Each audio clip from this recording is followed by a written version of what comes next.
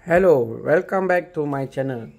So, kepada korang yang belum subscribe channel saya, jangan lupa untuk subscribe dan kongsikan kepada kawan-kawan anda.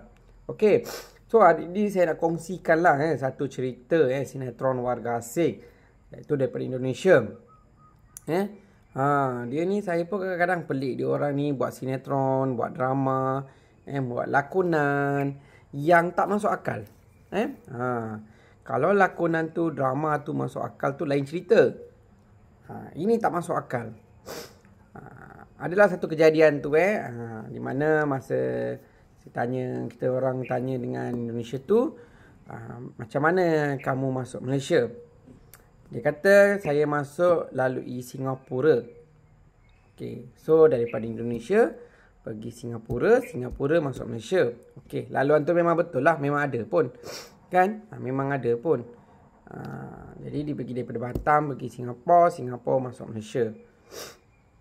Yang pelik.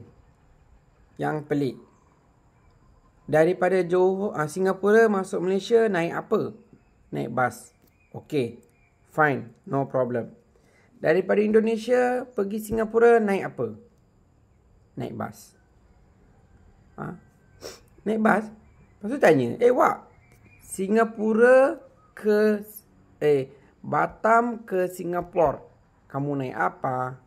Naik bas, Pak. Bas? Kita pun pelik. Mana ada Batam pergi Singapura tu ada bas jalan laut?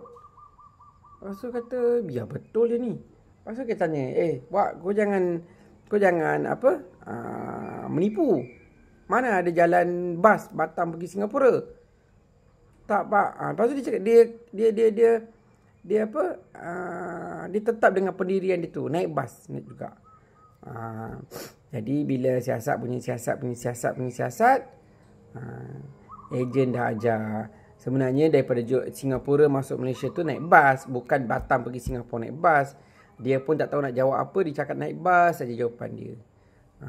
So dia membuat sinetron menipu. So tak payahlah kau nak menipu kan, nak masuk Malaysia ke apa ke, tak payah nak menipu. Kata naik bas daripada Batam pergi Singapura naik bas. Tak ada. Belum ada jambatan lagi Batam pergi Singapura, belum ada jambatan lagi. Okey.